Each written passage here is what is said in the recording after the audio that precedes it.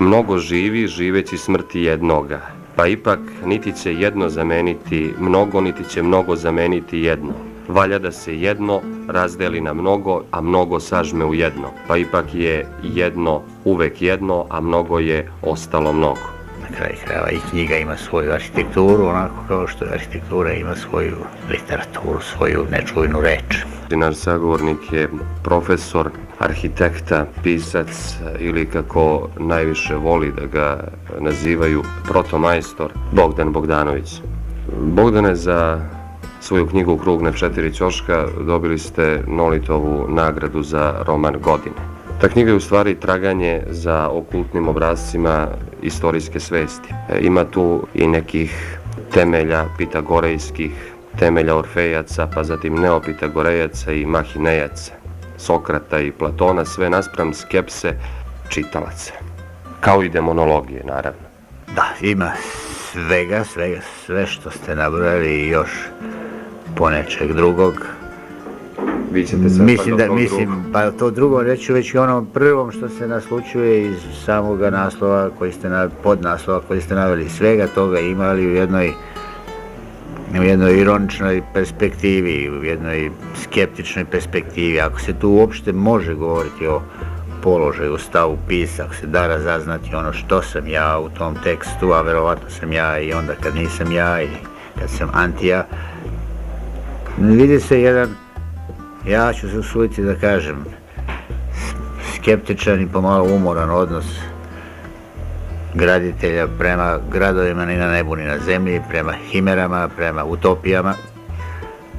Odnos, razume se, u suštini ambivalentan, jer koliko im se knjiga podsmeva, toliko je sva u njihovim u snazi, mislim, u krugu dejstava njihovih evokacija. To je ovako mogu tako da kažem, sistemska strana knjige, ili čak filozofsko-sistemska. O njenom književnom obliku, a pogotovo njenom književnom mestu, ne usuđujem se da kažem ni reč, to će drugi reći i drugi govore. Razume se, ja ne mogu da pobegnem od toga da je to i literarno delo. Ja sam delio dvojnost ovako, življenja graditelja i pisca, ali su te dve stvari za mene bile ipak jedinstvena preokupacija. Od rane mladosti sam ja i pisao i zapisivao i svoja graditeljska htenja, i svoje iskustva graditelja i svoj život koji se nije ni doticao ponekad graditeljstva, ali ipak je bio u okvirima, u znaku jedne velike strasti. Ali i obratno, ja mislim da je samo moja graditeljska obsesija na neku ruku determinisala i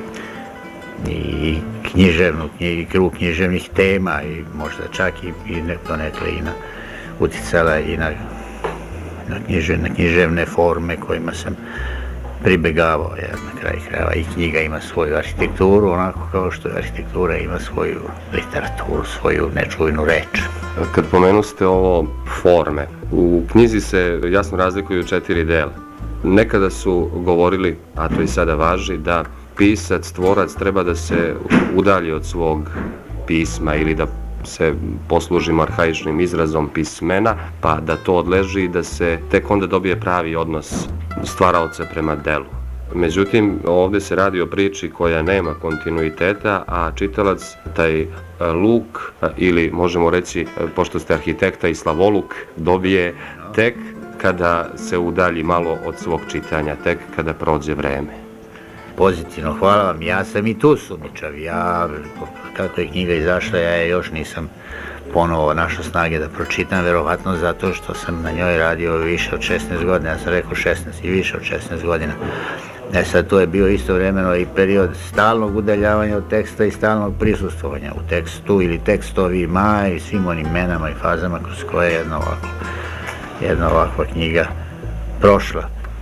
Više se opet ne bih usudio da govorimo analitički o tome, jer nije to moj posao. Arhitekta, pisac, profesor i kako najviše voli da ga zovu protomajstor Bogdan Bogdanović. Bogdane, da pomenemo i vašu zaludnu mistriju, čiji smo igrokaz, odnosno igrokaz dramskog studija iz Rijeke vidjeli večeras ovdje u Narodnoj biblioteci dr. Dušan Radić u Vrnjačkoj banji. Zašto baš zaludna mistrija? Nadovezao bih se na onaj malopređašnji kontekst. Kada je to arhitekta i skulptor, rekao bih, jer vaše skulpture i slobodište nalaze se u Kruševcu, osjetio da je skulpturama potrebna reč i kada je to pisac Bogdan Bogdanović osjetio da njegovim rečima je potrebna scena i da im je potrebna skulptura. Ajde ovako, kad pominjete mistriju i pominjete u isto vrijeme Kruševac, da se ja prisjetim malo nekih hronoloških činjenica. Ja sam mistriju počeo da pišem 59. u duboku jesen, 60. Tako da bome, pa možda ste i vi upisani u tu knjigu. A 63. se ona pojavila, a to je otprilike vrijeme kad su počeli moji prvi veći graditeljski poduhvati. Mitrovicu sam završio 60. Prilep 61. a Kruševac se gradio 62. 63. 64. je bio dovršen. Sad vidite, te dve stvari koincidiraju i mene, sad vaše pitanje stavlja mene pred jednu zagonetku, o tome tek treba da odem kući pa da pregledam i crteže i rukopise pa da počnem da razmišljam u kojoj meri su ta dva redosleda događaja uticala jedan na drugi. Ja mogu ovako sad, sećajući se, ja se ipak ne sjećam baš svih svojih tekstova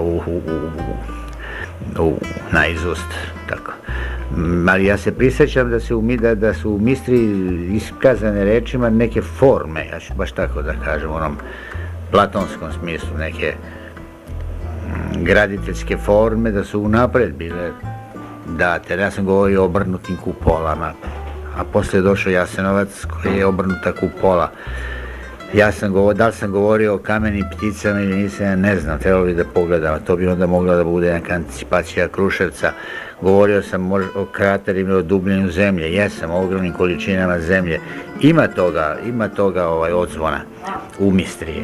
Sad, čini mi se da bi bilo zanimljivo tu malo pretražiti, to ću, evo, obećavam da ću svoju sopstvenu knjigu da pročitam opet sa graditeljske strane, da vidim šta sam ja to zapisao sebi kao neki program u knjizi kroz ono što je, razume se, njena literarna materija. Ali i obratno, sigurno i obratno da su te prve graditeljske godine nekako izazvali u mene potrebu da saberem, sad tu smo kod suštine stvari, onaj prethodni graditeljski period, onaj period praznoga hoda, kad sam ja uglavnom gradio samo kule u vazduhu i nekako u tom trenutku kad se mistrija pojavljivala, otpočeli su moje te graditeljske godine i knjige koje su posle usledile nisu imale vezu direktno sa mistrijom, čak nikakvu, ali su bile na svoj način dalja ispomoći, dalja operacionalizacija, dođavala, kako reče, tih mojih graditeljskih iskustva, mitologeme, urpsi, logos i tako dalje. Sad, ja mogu samo da vam kažem jednu svoju intimnu želju, ali ništa mi ne garantuje da je ona validna. Ja bih voleo da se osjeti neki kontinuitet između ove dve knjige, između Mistrije i Kruga na 4 ćoška.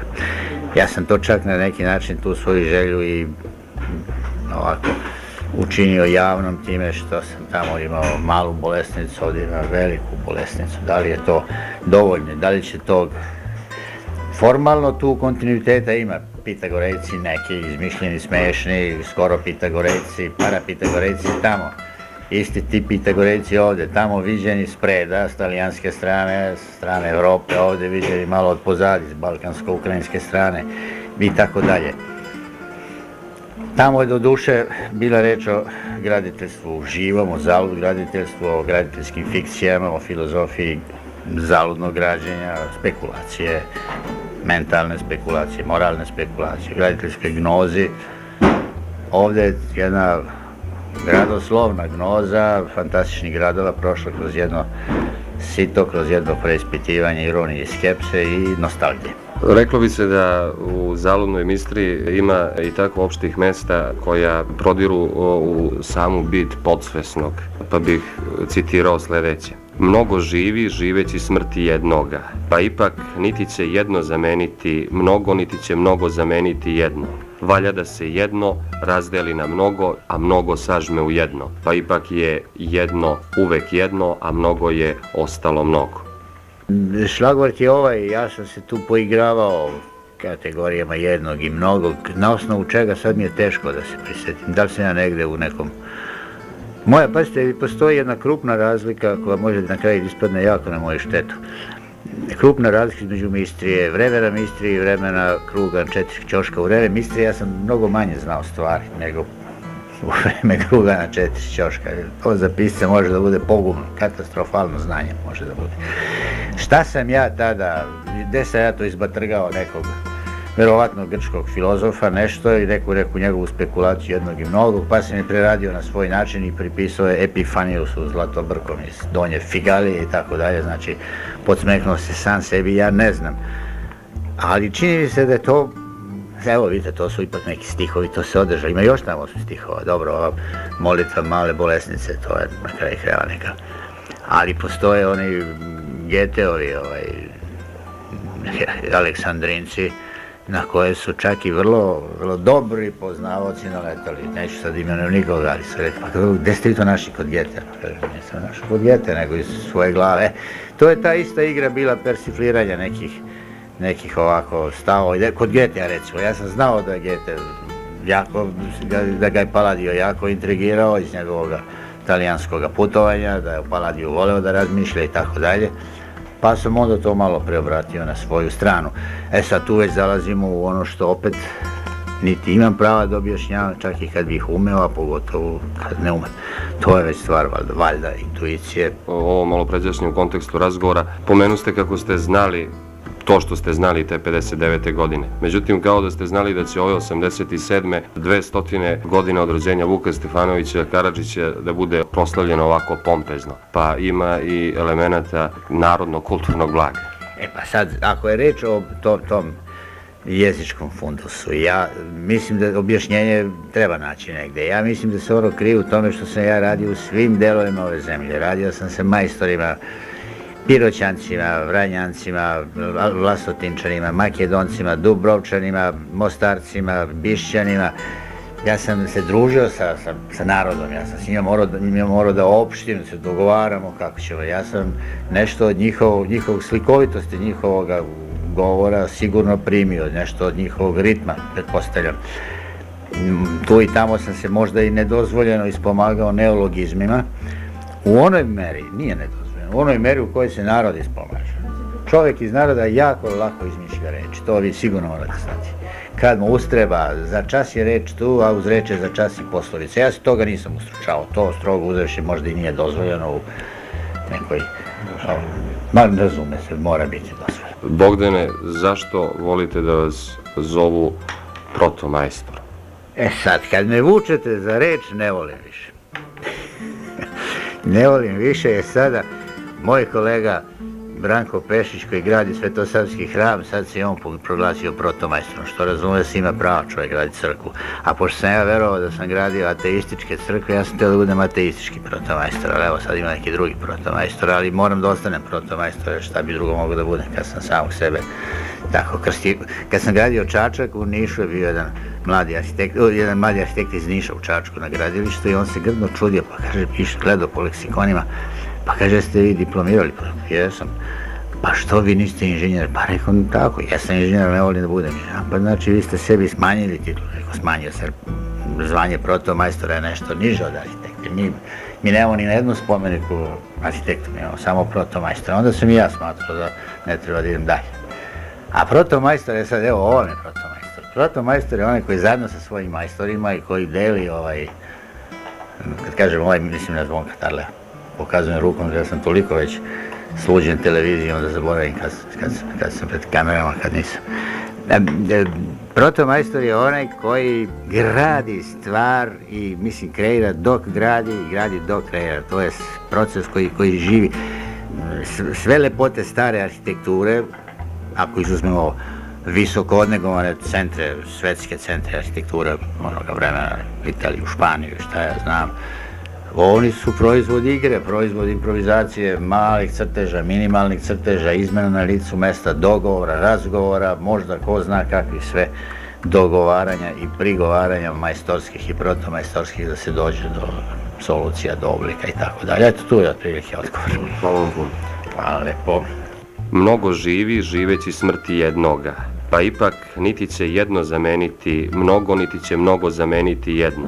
Valja da se jedno razdeli na mnogo, a mnogo sažme u jedno, pa ipak je jedno uvek jedno, a mnogo je ostalo mnogo. Na kraju krajeva i knjiga ima svoju arhitekturu, onako kao što arhitektura ima svoju literaturu, svoju nečuvenu reč.